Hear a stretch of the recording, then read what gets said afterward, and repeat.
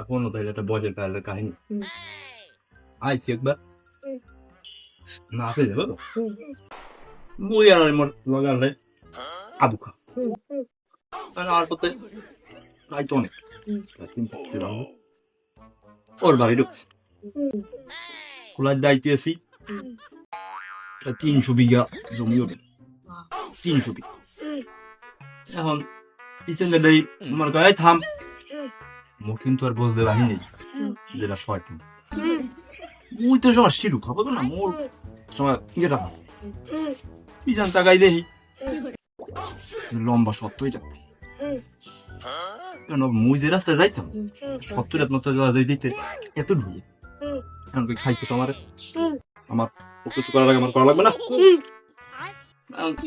আমি গুড়ি তাকাইলাম আসতে আস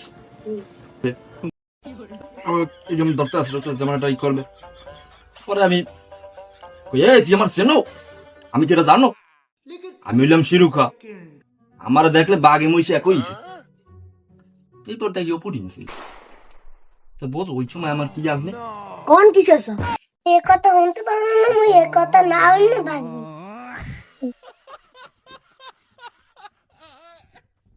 আজকে লুফুলা বানাই গেছে কথা কই বিশ্বাস করে আমি যে শিরু খেলাম বয়স এটা সবাই জানে ওরা কথা কইলে বিশ্বাস করে ওরে মনা যৌবনটা বিতা গেল চাইয়া দেখলি না রে রসের গোলা আগর তো কি ব্যাপার আমি কত এলাকায় দেখিনি আর আগে কোন সময় তুমি আমাদের কিভাবে দেখবো আমরা তো শহরে থাকি তুমি তো কখনো শহরে যাও নাই কি বলবো তোমাদের রাস্তার অবস্থা এত খারাপ আমাদের বিএমডব্লিউ সাথে করে নিয়ে আসতে পারলাম না মোরা তো রাস্তাঘাট দিয়ে চলাফেরা করি না মোরা তো আকাশ পথে চলি তোমরা কি পথে চলো আকাশ পথে চলো তোমরা আরে আমি আমার নিজেরই তো একটা প্রাইভেট জেট আছে পুকলা আছে না পুকলা ছুইয়াছি তাই দাম থেকে একটু ত্রুটি হইছে এ যাইতেছি আন হারতে আমি পারি না ওরে মনা যৌবনটা বিতা গেল চাইয়া দেখলি না রে গেলাম খুঁজে বিকেলে মাছ ধরতে যাই দিয়ে পানি সব লুড়ি লাই দিছে যাই দিলে লরে যাই দেখলাম 4টিয়া আমি বুঝি বোয়াল মাছ উড়ে দিয়ে বিশাল এক কুমির 15 থেকে 20 হাত লম্বা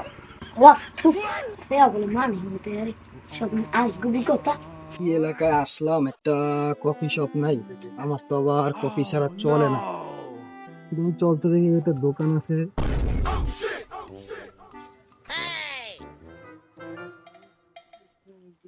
দোকানদার কে আমি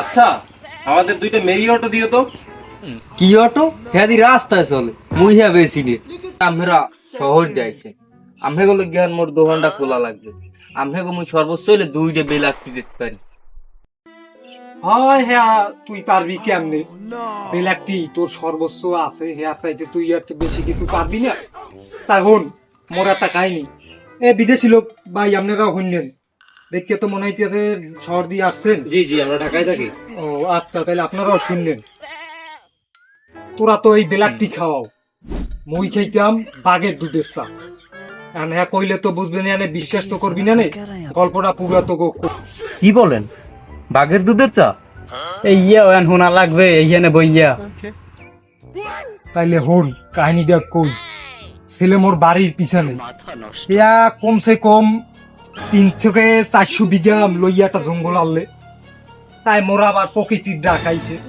প্রকৃতির ডাকাইলে মোরা আবার একটু খোলা বাতাস টাতাস লাগে হ্যাঁ তারা হয় না শুনলেন আপনারাও বলেন লোডাটা লইয়া গেছি বাগানের ভিতরে জঙ্গলের মধ্যে গেছি লইয়া লোডাটা পাশে থুইয়া বইছি এমন সময় দেখলাম কি ছোট একটা বাচ্চা লেজুরটা লড়াইয়ে লিখে যাইতে আমি তো মনে করছি মনে হয় বিলাই টিলাই হবে কিছুক্ষণ পর দেখি কি বিশাল এক বাঘ আইছে কমসে কম 30 থেকে 40 হাত হবে লম্বা কাকুয়া তো আমহের মোহে মোরা কোনো সময় গুনি নে এ কইলেন কি আপনি শুনবা কেন তোমাকে দ্বারা তো আর মই কই নেই এখন বিদেশি লোক আইছে হের লগে এই কথাটা কইতে আছি তাই শুনবা না বাঘ তো আইছে এখন আমি কি করবো বাঘ দেখে তো 15 থেকে 20 হাত লম্বা আবার আমি বয়সের খেলা চালাম শিকারি অ্যামাজনে যাইতাম শিকার টিকার করতে তখন অনেক শিকার করছি অ্যানাকন্ডা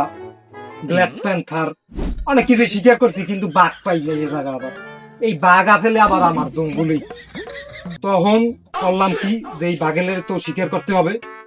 রানের চেছরে দুইটা থাবর দিছি, সাথে সাথে ভূমিকম্প শুরু হয়ে গেছে, বন জঙ্গল লাফালাফি শুরু গেছে, মানে গাছ থরথর থরথর করে কাঁপতে আছে। বাঘ আছে ওই জায়গা 2 ঘন্টা বেহুশ। 2 ঘন্টা পর বাঘ উঠছে, উজ্জা তো আমার বাঘ মানে আমার শিকারই হয়ে গেছে, বুঝো না? তখন আবার ওই ছেলে বাচ্চাটা ওই লগে, তারপর চিন্তা করলাম তাই এইটার দুধ তো খাওয়া যায়, শরীরে পুষ্টি হবে। তা এই থেকে শুরু করলাম বাঘের দুধ খাওয়া। বাঘের দুধ ওই রোজ যাইতাম জঙ্গলে প্রকৃতির ডাকে সারা দিতে, আর ওই সময় লোডা ভরে দুধ লই দিতে। ওই দুধ খাইয়েই শরীরে আছে এত সুখ, বুঝছো?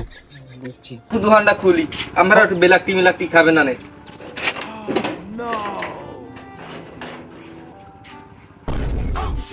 তাইলে কাকা সেই বাঘটা এখন কোথায়? এই জঙ্গলটা কই? এই জঙ্গল হওয়ানো না, এই বাঘ হওয়ানো না, এসব পাইলে খাওয়ার কথা। এই পোশাক কাপড় হলে ইমান আমার কিছু থাকবে না।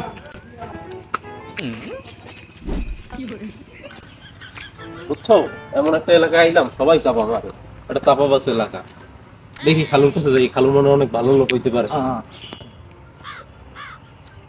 আসসালামু আলাইকুম আঙ্কেল। ওয়ালাইকুম আসসালাম। বাবা তোরা আইছো? আঙ্কেল, একটা সময় তো কিছু আনতে পারলাম না, আমাদের বাজারও গাড়িটা তো আমরা ঢুকাইতে পারলাম না। আপনাদের রাস্তাঘাটের যে অবস্থা, গাড়ির ভিতরে তো সব ছিল। কথা মোরা আগে কবা না, 300 টাকা যা আসলাম ওই হইনা হালান না, মুই পাঠাই দিতাম হইলে তোমার আনতে। ওর পিছে পুকুর দিয়েছো না, 2 মন ওজন একটা কাতলা, 2 মন ওজন তোমাকে লেগে আনছে। যাও যাই তোমরা খাওয়া দাওয়া করো, যাও আমি একটু একটু কম কাজ করে দিয়ে আসছি। যাও। চল, খিদেও লাগছে অনেক।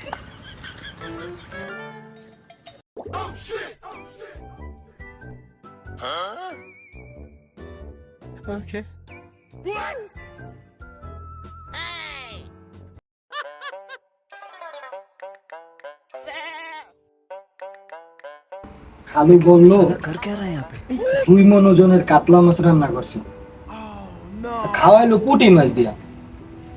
খালু খালু তো বিশ্ব চাপাবাস। খালু চাপা মারলো আমাদের সাথে একটা। এই গ্রামে সবাই চাপাবাজি করে, আমরা আসলাম শহর থেকে, আমাদের কি থাকা উচিত হবে? আমরা আরো শহর থেকে আসলাম যে আমরা এই এলাকায় এসে চাপাবাজি করব, কিন্তু এই এলাকার মানুষ আমাদের সাথে চাপাবাজি করে। আমরা কি এইভাবে এই এলাকায় টিকে থাকতে পারবো? সমস্যা নাই, পরবর্তীতে আরো বেশি চাপা মারবো।